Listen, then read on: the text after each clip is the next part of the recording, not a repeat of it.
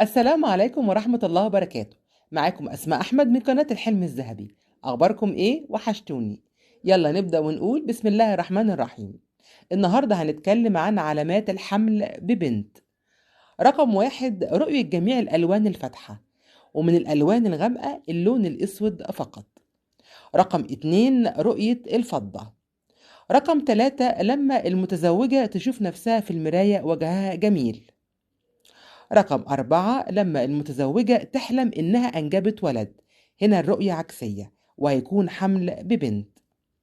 رقم 5، كل ما هو مؤنث من الطيور والنقود والملابس والأساس والمجوهرات دليل حمل ببنت. رقم 6، زواج الزوج من المحارم. رقم 7 وأخيرا، الشعر الطويل وكذلك رؤية الصدر الأيسر. كده الفيديو بتاعنا خلص.